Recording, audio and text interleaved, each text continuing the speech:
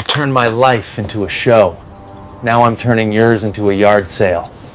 The text message arrived while I was standing in the customs line at Vancouver International Airport, juggling my carry-on and the duty-free bag containing the expensive whiskey I'd bought for what I thought would be a celebration back home. That was fun. See you around, Eli. Emeti P-E-M. Imasti. I stared at the screen, my brain refusing to process what I was reading. Cassandra Price, my wife of 8 years, had just sent me a laughing emoji after abandoning me at the airport, after telling me she was just running to the bathroom, and then vanishing with her entire crew of friends while I waited like an idiot for 2 hours. Sir, you need to move forward. The customs officer was looking at me with that special blend of annoyance and pity reserved for confused tourists. I shuffled forward, still clutching my phone. Another message popped up. This one from Janelle, Cass's best friend and professional enabler. OMG, Eli, you should have seen your face. We got it all on video. Hashtag prank gone wild. Hashtag airport abandonment. Gresham. My hands started shaking. Not from fear or sadness, but from pure, crystalline rage. They had planned this. They had coordinated it. They had filmed my confusion and humiliation for social media content. Passport, please. The officer's voice cut through my violent thoughts. I handed over my documents, trying to look normal while my marriage imploded via text message. The officer stamped my passport with mechanical efficiency, completely unaware that he was witnessing the exact moment Elliot Price decided to burn his old life to the ground. Welcome back to Canada, Mr. Price. Enjoy your stay. Aro. Oh, I will, I muttered, pocketing my phone. I absolutely will. Unemployment later, I was sitting in the airport's customer service area, explaining my situation to Sarah Chen, a 20-something employee with kind eyes and the patience of a saint. She'd been listening to my story with increasing disbelief, occasionally shaking her head. So let me get this straight, Sarah said, pulling up my reservation on her computer. Your wife and her friends flew here with you for a long weekend, then deliberately ditched you at the airport as a prank, and now you're stuck because your return ticket was canceled? Tightening. That's the size of it. I showed her the latest message from Cass. Don't be such a baby about it. It's just a joke. We'll pick you up tomorrow. Maybe. Sarah. Sarah's professional composure cracked slightly. What kind of person does that to their spouse? Scrimmage. Shall. The kind who thinks marriage is content for her Instagram feed. I rubbed my temples, feeling a headache building. Can you help me get home? I'll pay whatever it costs. Relinquished via. Actually, I can do better than that. Sarah's fingers flew across her keyboard. Your wife's group has been memorable. They live-streamed your reaction when you realized they'd left. It's been making the rounds among airport staff all day. Ship. My stomach dropped. They what? Posted it on Instagram stories. Janelle something or other has quite the following, apparently. The caption was, "Watch this man realize he's been pranked," with about 50 laughing emojis. Relieved, 10:11. The rage I'd been feeling crystallized into something colder and infinitely more dangerous. They hadn't just humiliated me, they'd broadcast it to thousands of strangers. They'd turned my pain into entertainment. Sarah, I said quietly, how tech-savvy are you? She grinned. Very, why? Because I'm about to teach my wife and her friends a lesson about consequences, and I could use someone who understands social media. I get off work in 2 hours, she said, already reaching for her personal phone, and I have some ideas about how to make this interesting. By the time Sarah's shift ended, we'd laid the groundwork for what I was already thinking of as Operation Scorched Earth. She'd helped me access the hotel reservation system, using the confirmation numbers Cass had carelessly forwarded to me weeks ago. With a few keystrokes, I canceled every single booking the group had made for their extended Vancouver vacation. They're staying at the Fairmont? Sarah whistled low. That's $400 a night, minimum. Was staying, I corrected, watching the cancellation confirmations roll in. Now they're staying nowhere. But that was just the appetizer. The main course required me to get home, which Sarah had arranged through a friend who worked for the airline. I'd be on the last flight to Seattle, then driving the 3 hours back to our mid-sized Washington town while Cass and her crew discovered their accommodations had evaporated. "You sure about this?" Sarah asked as we walked toward my gate. "This is going to cause some serious drama." "They started it," I said simply. "I'm just finishing it." The flight home gave me 3 hours to be 3 hours. Reported to and shortened quickly for Longton Deep texts. The flight home gave me 3 hours to a shines it. I had advantages Cass didn't know about. I was the primary name on most of our accounts. The house was in my name from before we married, and I had access to all the shared passwords she'd never bothered to change. More importantly, I understood something about my wife that she'd never grasped about me. Cass thought I was safe, predictable, the kind of guy who'd take a humiliating prank and just sulk about it for a few days before forgiving her with some pathetic attempt at dignity preservation. She was about to learn how wrong she was. I landed in Seattle at 11 p.m. and drove through the night, reaching our house just as dawn was breaking over the Cascade Mountains.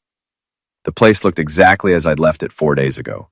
Neat, welcoming, filled with 8 years of shared memories and accumulated stuff. By noon, it looked very different. I'd changed the locks first, then systematically removed every item that belonged to Cass or had been a gift from her family. Her clothes, her books, her collection of artisanal candles that cost more than most people's car payments. All of it went into boxes that I stacked neatly on the front porch with a sign. Free to good home. Missiles, thanks joint checking account was next. I transferred my half to my personal account, leaving exactly enough for Cass to buy a bus ticket home. The credit cards got canceled. The streaming services, gym membership, and various subscription boxes that Cass considered essential to her lifestyle. All canceled. But the masterstroke was accessing her laptop, which she'd left behind because she'd assumed they'd only be gone for the weekend. Cass kept everything on that computer. Her work files, her social media management tools, and most importantly, the group chat where she and her friends planned their little adventures. What I found there made my blood run cold. The airport abandonment hadn't been spontaneous. They'd been planning it for weeks, discussing how hilarious it would be to leave me stranded, debating whether to film it, laughing about how clueless I'd be. Worse, it wasn't even their idea. They'd seen something similar on TikTok and decided to recreate it with me as the unwitting star. Janelle had written, "Eli's so whipped, he'll probably just stand there waiting for hours. This is going to be content gold." Misled, Shells, had responded. "He's been so boring lately. Maybe this will remind him not to take me for granted." Imprisonment. Kerr, the tech entrepreneur who'd somehow inserted himself into my wife's friend group over the past 6 months, had added, "Dude's a construction worker. Probably doesn't even understand how the internet works. He'll never figure out we planned this." Wait, that last comment sealed Dylan's fate. I might manage construction projects for a living, but I'd grown up with computers and understood technology better than most people half my age. More importantly, I understood people, and I could see exactly what was happening here. Dylan wasn't just Cass's new friend. The timestamps on their private messages, the inside jokes, the way they coordinated their stories. They were having an affair, and the rest of the group was either oblivious or complicit. My phone buzzed with an incoming call from Cass. I let it go to voicemail, then listened to her increasingly frantic message. "Eli, what the heck? They canceled our hotel reservation, and they're saying you did it? And why can't I access our bank account? This isn't funny anymore. Call me back right now." I deleted the message and got back to work. By the time Cass and her crew made it back to town 2 days later, having spent one night sleeping in Dylan's rental car and another in the cheapest motel they could find, I'd transformed from the boring, predictable husband into something they hadn't expected, a problem. The first sign of trouble came when they tried to go to Cass's favorite brunch spot, only to discover that her credit cards had been declined. The second came when she tried to access our joint accounts from her phone and found them frozen. The third was when she came home to find the locks changed and her belongings stacked on the porch like a sidewalk sale. I watched from the living room window as she stood on the front lawn, screaming at her phone. Janelle and Dylan flanked her like confused bodyguards, clearly out of their depth in a situation that couldn't be solved with hashtags and influencer connections. When Cass started pounding on the door, I opened it just wide enough to speak through the chain. Can I help you? I asked politely. What the heck is wrong with you? She shrieked. Let me in. This is my house too. Actually, it's not. I held up the deed, which I'd retrieved from our filing cabinet. House is in my name. Bought it 3 years before we met, remember? You're welcome to take your things, though. I left them outside for you. You can't just kick me out. I'll call the police. Go ahead, I shrugged. Tell them your husband changed the locks on his own house after you abandoned him in a foreign country as a prank. I'm sure they'll be very sympathetic. Dylan stepped forward, puffing out his chest like he was about to intimidate me. Look, man, this has gone far enough. Cass made a mistake, but you're being crazy about it. I looked at him through the gap in the door, taking in his expensive haircut, his designer clothes, his soft hands that had never held anything heavier than a smartphone. Dylan, right? The tech entrepreneur? I smiled. Funny thing about technology, it keeps records of everything, including text messages about affairs. The color drained from his face. Behind him, Cass went very still. I don't know what you're talking about, Dylan said, but his voice cracked slightly. Sure you don't. I pulled out my phone and started reading from their private message thread. Can't wait to get rid of the dead weight so we can finally be together. That was you, Dylan, from last Tuesday. Want me to keep going? Jell's mouth fell open.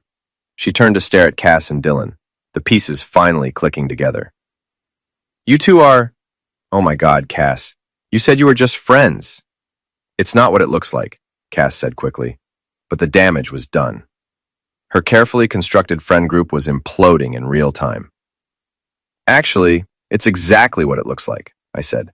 But here's the thing. I don't care anymore. You want to be with Dylan? Congratulations. You want to humiliate me for social media content? Mission accomplished. But you don't get to do it from my house, using my money, while pretending to be the victim. I closed the door and walked away, leaving them to argue among themselves on my front lawn. Through the window, I watched Janelle storm off, her phone already out to spread the news to their extended social circle. Dylan and Cass were left standing among the boxes of her belongings, looking like exactly what they were. Two people who'd gotten in over their heads. But I wasn't done with them. Not even close. That evening, I called my old friend Mike Patterson, who'd gone to law school instead of following me into construction. Mike had always been the smartest guy in our high school class, and he'd built a successful practice handling divorces and civil litigation. Eli? Jesus, I heard about what happened at the airport. Cass really did that? She did. And now I need to make sure she can't do it again. In prison. What do you mean? I mean, I want a divorce, Mike. And I want to make sure she doesn't get to rewrite history and play the victim. Can you help me with that? Absolutely. Especially if you've got documentation of the affair and the public humiliation.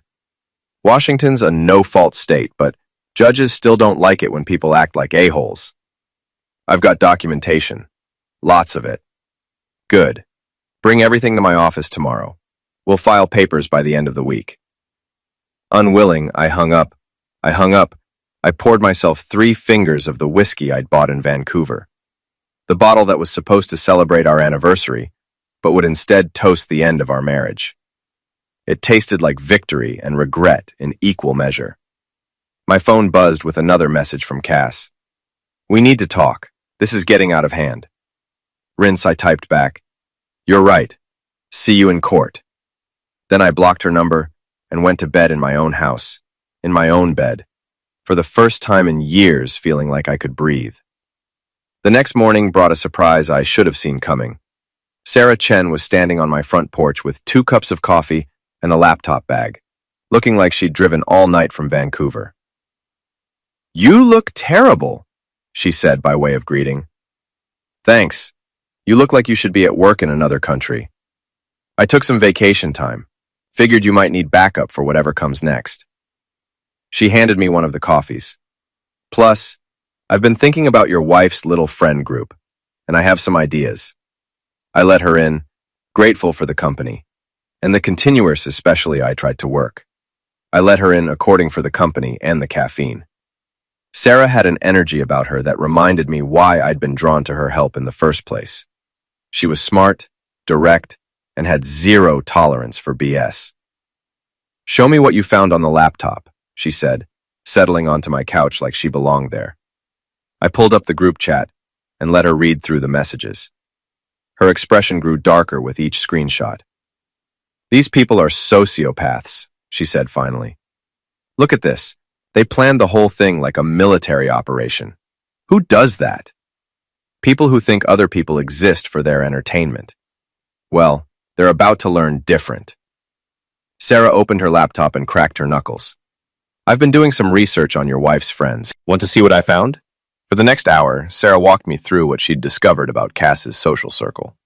Janelle's influencer career was built on borrowed money and fake engagement. Dylan's tech startup was hemorrhaging investor cash and facing a workplace harassment lawsuit from a former employee. The other members of their group were equally fragile, their polished social media personas hiding debt, failed relationships, and various minor scandals. "They're all one bad week away from their lives falling apart," Sarah explained. "That's probably why they're so desperate for content and drama. They need the distraction from their own problems. So what do we do with that information?" Sarah grinned. "We give them the drama they want, but not the kind they're expecting."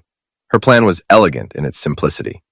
Instead of trying to hide from the public humiliation Cass had orchestrated, we'd lean into it. Sarah would help me create my own social media presence, telling my side of the story with receipts and documentation. We'd expose the affair, the premeditated nature of the airport prank, and the toxic dynamics of their entire friend group.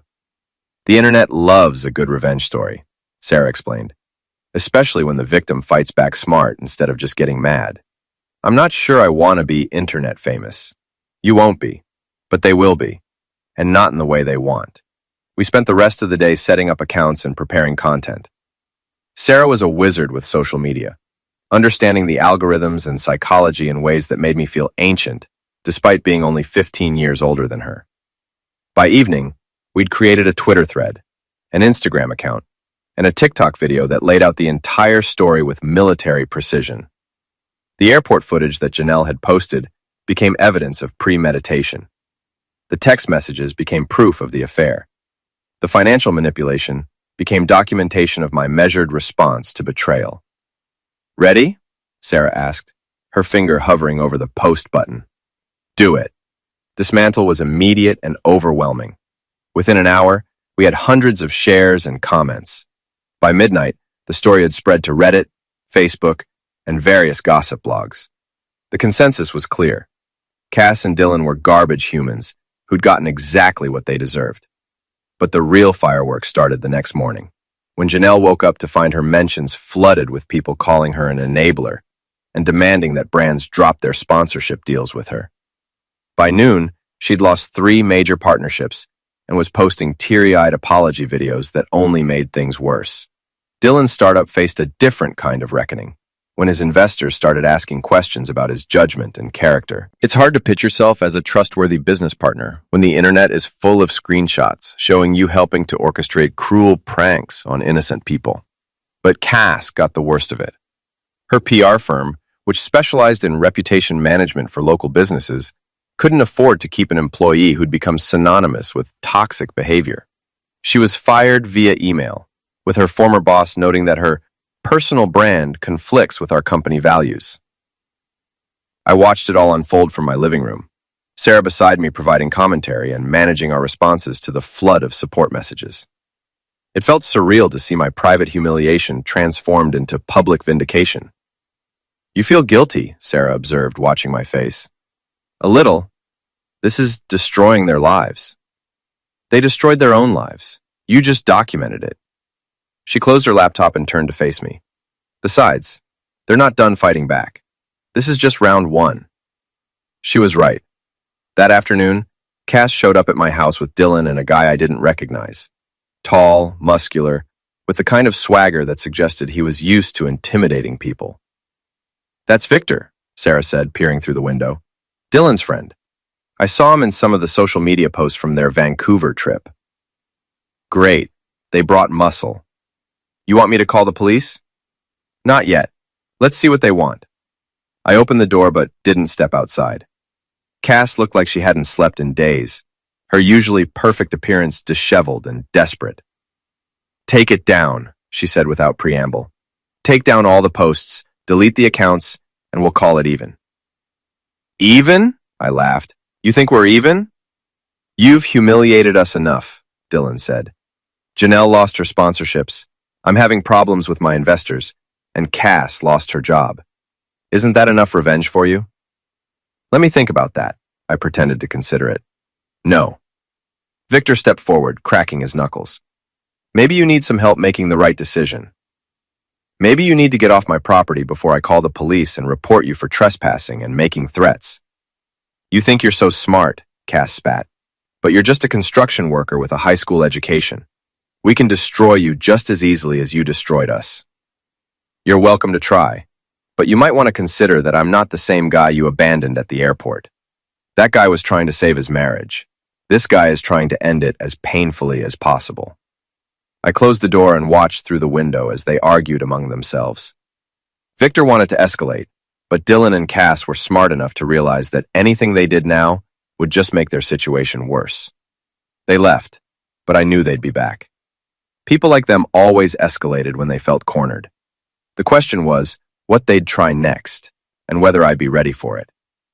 "This isn't over," Sarah said, echoing my thoughts. "No, but we're winning. Far. What's the next move?" We smiled, thinking about the conversation I'd had with Mike that morning. "We make it official. Tomorrow, Cass gets served with divorce papers. And then we really get to have some fun. We're served at 9 a.m. on a Thursday, delivered to the cheap motel where Cass had been staying since I'd locked her out of the house." According to Mike, the process server said she'd gone completely ballistic, screaming about how I couldn't just end our marriage without giving her a chance to fix things. "She seems to think this is all still salvageable," Mike told me over lunch. "Her lawyer called this morning wanting to discuss reconciliation." "What did you tell him?" "That my client is seeking dissolution of marriage based on irreconcilable differences, adultery, and intentional infliction of emotional distress, and that we have documentation for all of it." Simmons, how's that likely to play out? Grinned. "Washington's a no-fault state, so the adultery doesn't matter for the divorce itself. But it matters a lot for spousal support and property division, especially when combined with her abandoning you in Canada and the public humiliation campaign. Judges don't like people who act in bad faith." "Meaning?" "Admiration. Meaning she's probably going to walk away with whatever she brought into the marriage, and not much else. The house is yours, the retirement accounts are mostly yours, and she's got no claim to spousal support given the circumstances. Strapped than I'd hoped for. But I knew Cass wouldn't go quietly. She'd built her entire identity around being the victim of other people's bad behavior, and accepting responsibility for the destruction of our marriage would require a level of self-awareness she'd never demonstrated. I was right. That evening, she launched her counterattack. Sarah and I were at my house working on a response to a journalist who wanted to write about our story, when my phone started buzzing with notifications. Someone had created a fake social media account in my name and was posting increasingly unhinged rants about women, marriage, and revenge. "This is pretty sophisticated," Sarah said, scrolling through the fake posts. "They're using photos from your real accounts and mimicking your writing style. If you didn't know better, you'd think you'd actually posted this stuff." Fake posts painted me as an obsessive, controlling husband who'd snapped when his wife tried to leave him. They included fabricated screenshots of text messages where I supposedly threatened Cass and her friends, along with doctored photos that made me look unstable and dangerous. "Dylan's handiwork," I said, recognizing the technical sophistication. "He's trying to flip the narrative and make me look like the crazy one. It's working, too. Look at the comments." Pesticide, who'd been supporting me just hours earlier, were now questioning whether they'd gotten the full story. The fake posts were being shared widely, with commenters expressing concern for Cass's safety and criticizing the mob mentality that had destroyed her life based on one side of the story. "What do we do?" Sarah asked. "We prove they're fake, and then we end this once and for all." The next morning, I called in a favor for my old friend Jake Morrison, who worked in cybersecurity for a major tech company. Jake owed me for helping him through a messy divorce 3 years earlier, and he was happy to return the favor by analyzing the fake social media accounts. Whoever did this was good, but not great, Jake explained over the phone. They used a VPN to hide their location, but they made some basic mistakes with the metadata on the photos and the IP addresses on the account creation.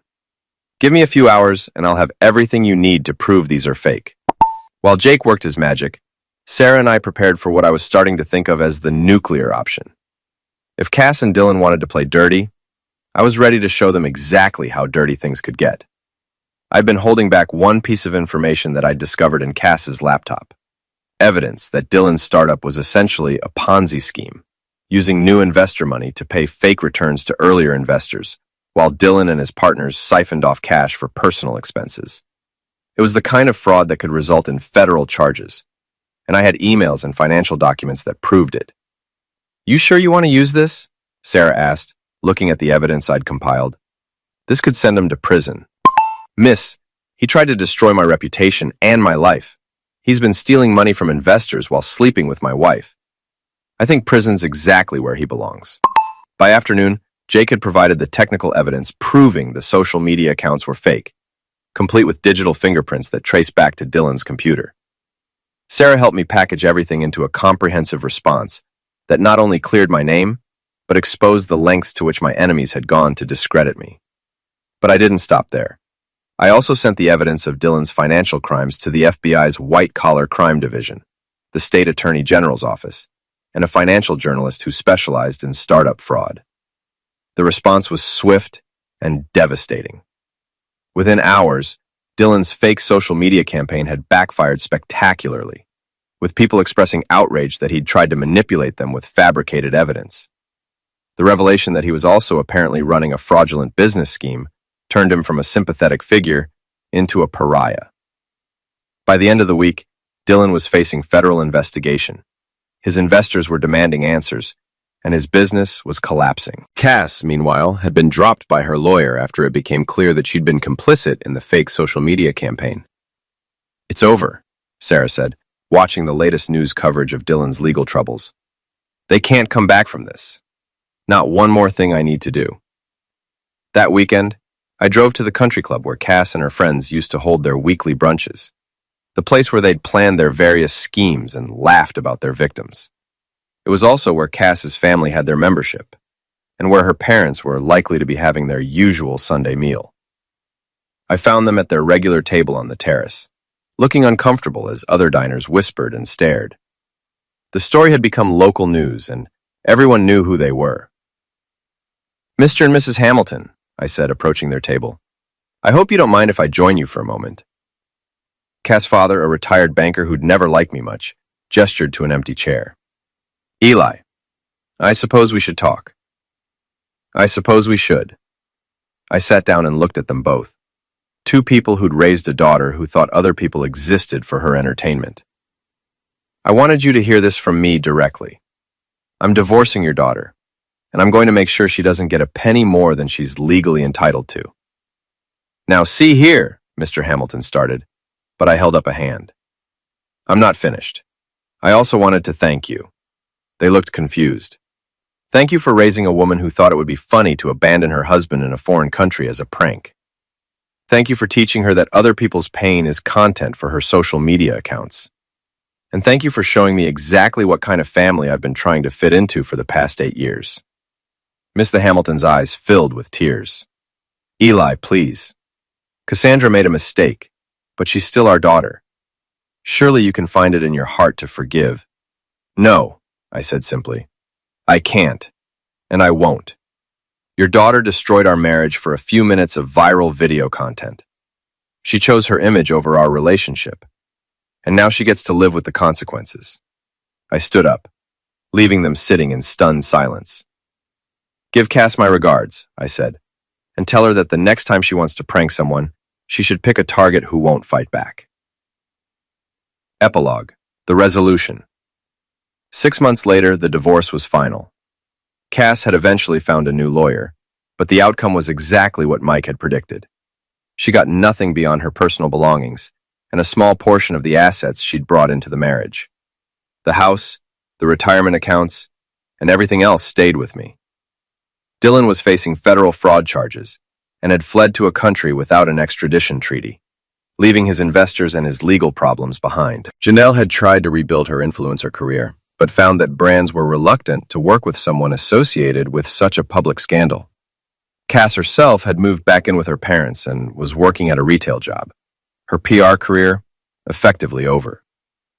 According to mutual friends, she'd spent months trying to convince people that she was the real victim. But the evidence was too overwhelming, and the public sentiment too firmly against her.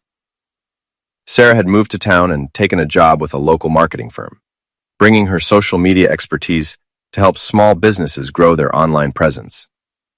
We'd been dating for 3 months, taking things slow and building something real, instead of rushing into anything.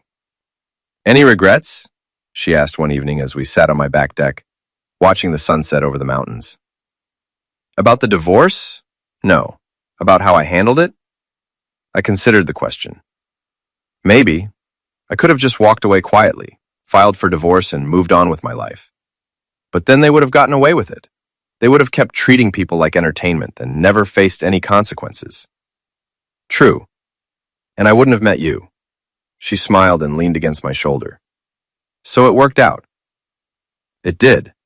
Though I have to admit, I never expected my marriage to end with my wife becoming an internet cautionary tale about the dangers of toxic social media behavior.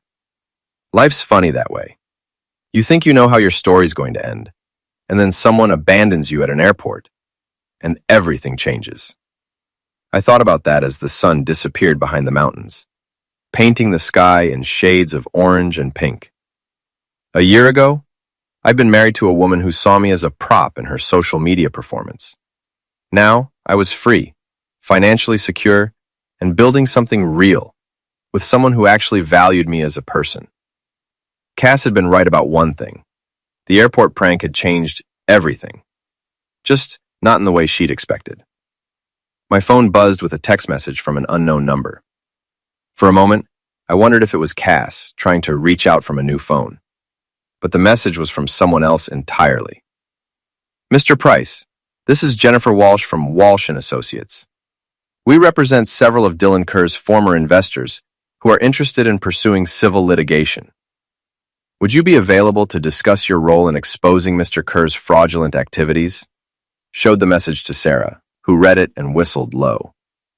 "They want you to testify against Dylan?" Looks like it. Apparently the evidence I provided to the FBI is going to be crucial in their case. "You going to do it?" "I don't know." Oh, Dylan's smug face when he'd tried to intimidate me on my own front porch. About his role in the fake social media campaign. About all the investors he'd stolen from while living his lavish lifestyle. "Yeah," I said, typing back a response. "I think I am. Because sometimes, when people try to destroy your life for their own entertainment, the best revenge isn't getting mad.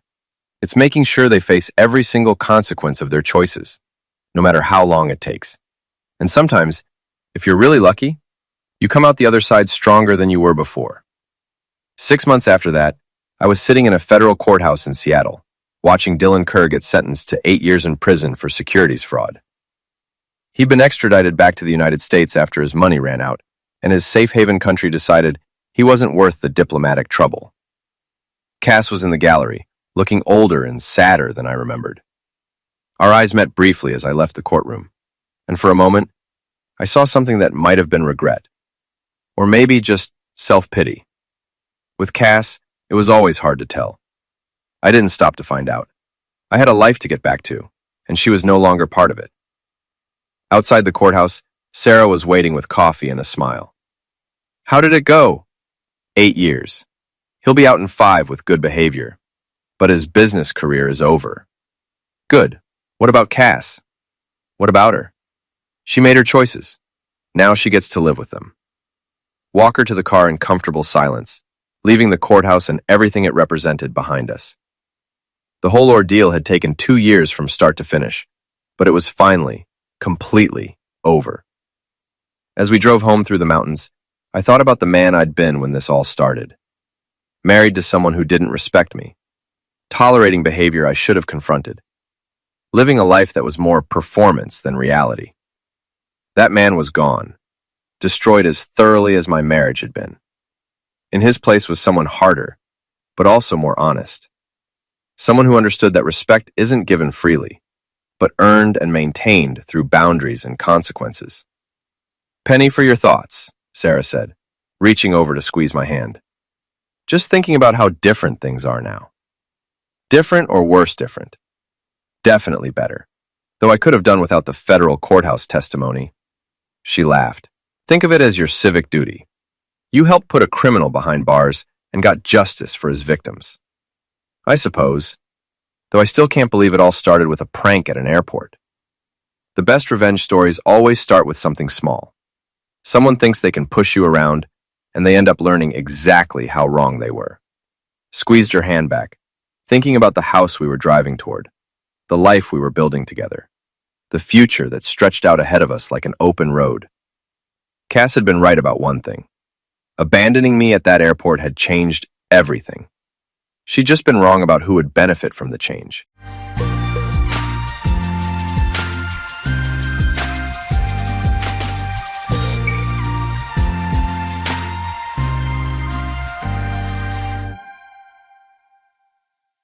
에는 뜨거운 밥 말아먹으면 좆대거든요.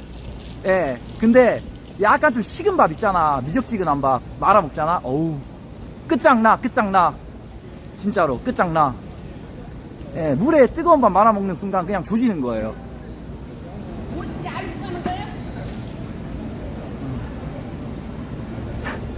아, 물회를 추가하자고? 몰라. 그때는 그냥 밥이 먹고 싶었나봐. 탄수화물이 먹고 싶었나봐. 그래가지고 물에다가 밥 4공기 쳐먹었다니까. 그 이자 동생이 나보고 미친 새끼 눈빛으로 보더라고. 내가 처음에 입맛 없다고 했거든. 할머니 그 장례식 끝나고 이제 밥 먹으러 간 거니까. 그래가지고 뭐 먹고 싶냐고 물어본 거야, 아빠가 나한테. 그래가지고, 아, 입맛도 없는데 물에나 먹으러 가요 했는데, 막상 가니까 내가 제일 잘 먹었어, 씨발. 나 혼자서 그냥 물에 그냥 밥 4공기 쳐먹었어요. 그때 또 아빠 친구도 같이 있었거든. 야, 아빠 친구도, 그냥, 입 존나, 이러면서 그냥 보더라, 그냥 4공기 쳐먹으니까.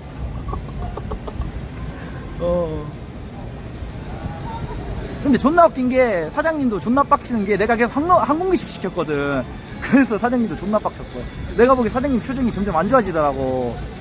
밥을 한 공기씩 계속 시키니까 짜증 나는 거지, 사장님 입장에서도. 예, 그럴라고요, 누나. 그리고 어차피 향수 가지고 왔어. 예, 가서 향수도 한번 뿌리려고. 향수도, 예, 명품 향수. 예, 여러분들 보여드릴게요.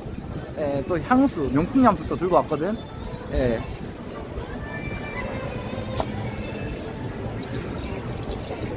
샤넬은 여자 거고, 예. 명품 향수. 어디 갔어? 로에베. 예. 로에베. 명품 향수 로에베. 예.